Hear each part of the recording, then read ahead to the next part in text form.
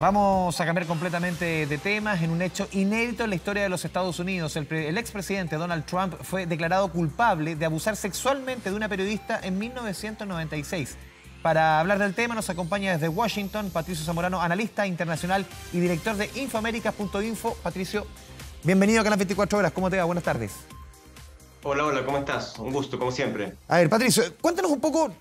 Entender el contexto. Es un caso que se remonta a 1996, distinto para quienes quizás no siguen con tanta cercanía la información internacional o de Estados Unidos a lo que vimos con Stormy Daniels. Este es otro caso de otra connotación. Cuéntanos un poco este caso que por lo menos aquí en Chile empezó a aparecer mediáticamente hace una semana o poco menos. Así es, bueno, es una docena de casos para aclararlo muy bien. Este es uno de muchos Ya. casos, una docena de mujeres que acusan a Donald Trump de un grado amplio de actividades criminales. En este caso ella estaba denunciando a Donald Trump por violación hace muchos años atrás en Nueva York.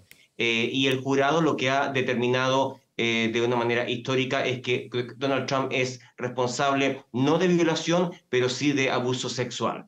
Así que en ese sentido hay que recordar que a diferencia de lo que existe en Chile, este es un juicio civil, significa que no es criminal y donde el rango de pruebas que se debe presentar no es tan profundo como el caso de un caso criminal. En un caso civil no es un tema de cárcel, se habla más que nada de un tema de compensación económica y es por eso que esta mujer ha sido beneficiada por más de 5 millones de dólares en daños concretos, en daños morales frente a este abuso sexual que el jurado ha considerado que existen antecedentes suficientes para acusar a Donald Trump de un nuevo crimen y esto se suma a una larga lista de otros procesos judiciales que están pendientes, ¿no? Sí, uno recuerda, Patricio, estaba haciendo memoria cuando él estaba en plena campaña, en la primera campaña con Hillary Clinton.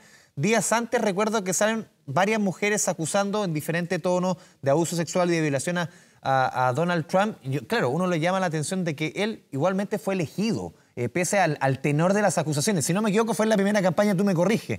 Pero este caso tiene que ver con esos casos o es un caso paralelo.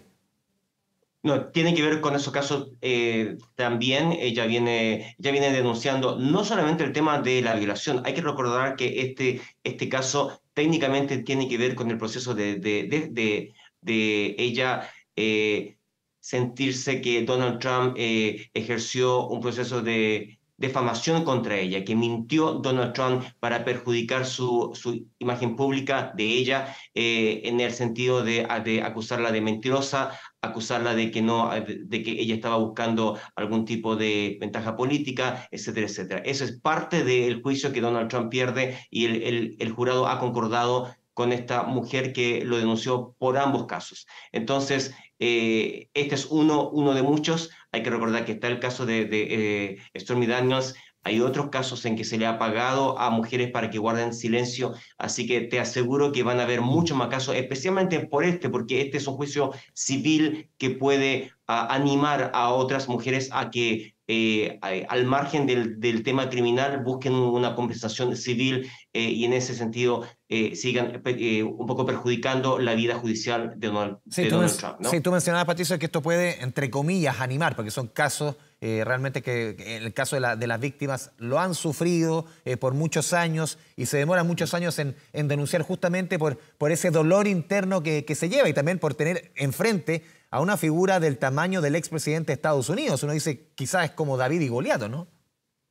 Así es, y este es un caso bastante simbólico porque efectivamente se le ha creído a una de las mujeres desde el punto de vista judicial. Este es un caso que sienta precedente, ¿no? Nuevamente Donald Trump este año está rompiendo muchos récords que tienen que ver con expresidentes que están siendo procesados judicialmente. Hay que recordar que hay otros casos también pendientes. Está el caso de la posibilidad de intervención electoral en Georgia, está todo el juicio Mm. político respecto a su responsabilidad en la insurrección del 6 de enero en el Congreso, donde hubo gente muerta, violencia contra policías, etcétera, etcétera. Así que Donald Trump la tiene un poco complicada y te puedo comentar un poco cuál fue el efecto en las encuestas, Dale, porque se dale. ha provocado un efecto muy curioso porque efectivamente dentro de la primaria republicana, Donald Trump, un poco sobre lo que tú comentabas, sobre todos estos crímenes que está siendo protagonista, ha incrementado incluso su distancia dentro de las primarias republicanas a casi un 60% de favorabilidad en contra del gobernador de Florida, DeSantis, que va muy, muy por atrás, alrededor del ¿Cómo se 20%, entiende, perdón, 19%. Patricio, esos números? ¿Cómo entender? Claro, la lectura que hacen las encuestadoras es que a partir de este caso y lo que se conoce empieza a crecer la adhesión hacia Donald Trump. ¿Cómo entender que después de que haya sido castigado, condenado por un delito como el que estamos hablando, de abuso sexual, sea más popular Donald Trump? No, es que ese es un tema importante. Estoy hablando del tema de la militancia republicana. Y en ese Perfecto. sentido, él ha vendido muy, muy fuerte esta imagen de víctima, de mártir, y eso le ha ayudado Que esto es enormemente, una persecución de alguna forma, aumentando, más que ir al fondo del caso, perdón. exactamente, exactamente, aumentando 20 puntos, pero a nivel nacional, a nivel federal, ha crecido la desfavorabilidad, llegando casi a un 53%, que es histórico, es muy, muy alto. Es decir, un 53% de los encuestados lo consideran como una figura negativa. Entonces, ahí ha subido unos 7 puntos. Entonces, Claro. la verdad es que hay un divorcio enorme entre la militancia del Partido Republicano y la población general, y eso un poco te demuestra el tremendo grado de polarización que tiene la actividad política aquí en los Estados Unidos, con una contradicción enorme en cuanto a ese apoyo de las encuestas, ¿no? Sí, esta es la primera ocasión, Patricio, tú lo sabes bien, en que Donald Trump es condenado después de dejar la presidencia, aunque en enero pasado su empresa, la organización Trump, fue sentenciada a pagar 1,6 millones de dólares por una trama de evasión fiscal. Pero si es que, como decías tú, se cumple esto de que, claro, se logra esta primera condena, más mujeres se vayan a sumar, vayan a acusar, vayan a sentir esto se puede hacer y se puede lograr con éxito. Eso puede hacer mella en las posibilidades republicanas de Donald Trump, no lo nacional. Tú hacías la diferencia súper Así clara, es. pero puede hacer mella en el espacio republicano.